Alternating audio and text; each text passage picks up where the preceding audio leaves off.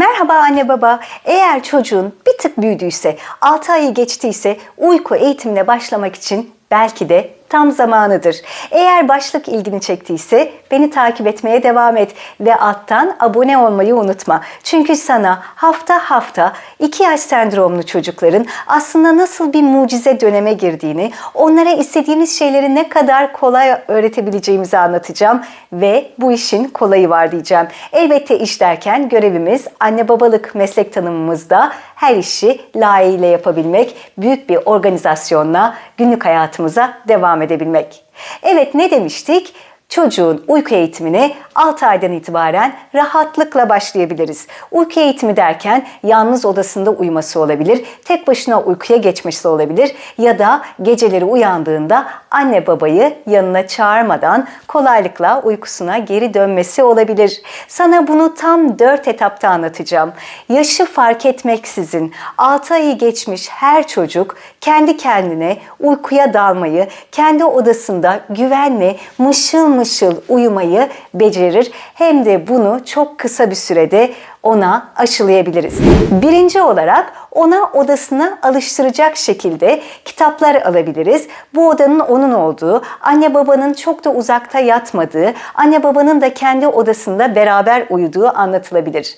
Bu 1-2 gün tekrarlandıktan sonra odasına yeni nevresimler, yeni yastıklar ya da en önemlisi eğer yaşı da minikse küçük bir uyku arkadaşı almak iyi olacaktır. Uyku arkadaşı derken genelde kulakları ya da elleri uzun minik peluş ama tüysüz olan oyuncaklardan bahsediyorum.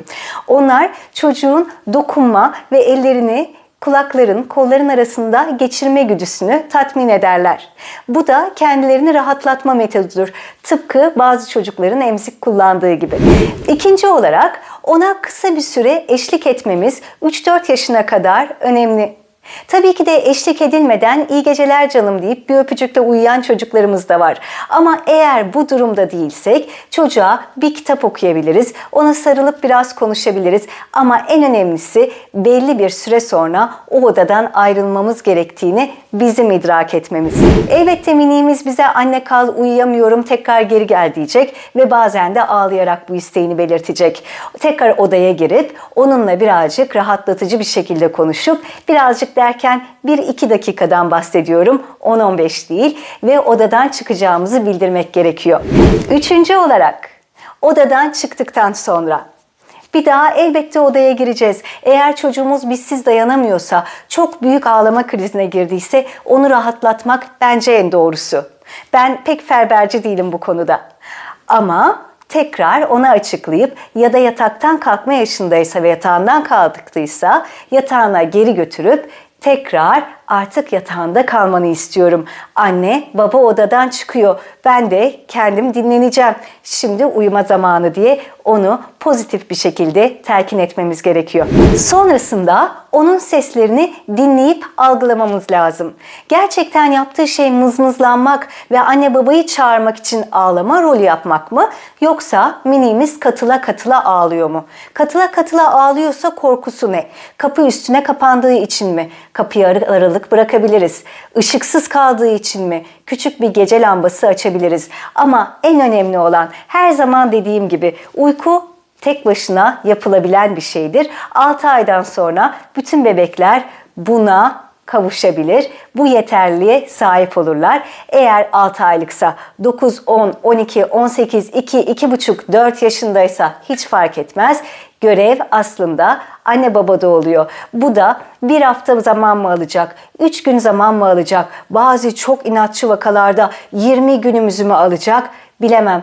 Ama bu süre zarfında her akşam yılmadan usanmadan aynı şeyi tekrar edebilmemiz gerekiyor. Artı bir yönden daha bakarsak, bu özellikle miniğimiz için kendine yeterlilik duygusunun geliştiği, artık kendi kendime uykuya dalabiliyorum dediği, gece uyanmalarında anne babasız da o uyku arkadaşına kendisi parmaklarını geçirerek uyuyabildiği bir dönem olacak. Eğer çocuğumuz okula, yuvaya ya da anneanne, babaanne, dedede kalıyorsa onların yanında da tek başına uykuya dalabilecek bir düşünsenize. Dahası kendine yeten bir birey olduğunu hissedecek ve daha mutlu olacak. Ama en önemlisi her zaman dediğim gibi ben olaylara anne babanın objektifinden bakan bir özel dadı olarak gece uykusunu alabilmiş, akşam 9 bandında, 8.30 bandında miniğini odasına götürüp yatırabilmiş, onun huzurla uyuduğunu görmüş, ona bağırmadan, uf yeter artık demeden ya da telefonuna bakmadan uykuya geçişte güzel bir hikayeyle, minik bir öpücükle eşlik edebilmiş ve ardından kanepesine geçip dinlenebilen bir ebeveyne dönüşeceksiniz. İşte bu bence paha biçilemez bir şey. Eğer videolarımı beğeniyorsan, dediklerim hoşuna gidiyorsa lütfen kanalıma abone olmayı ve gerekirse aşağıya işlememi istediğin konularla ilgili küçük bir yorum yazmayı unutma anne baba.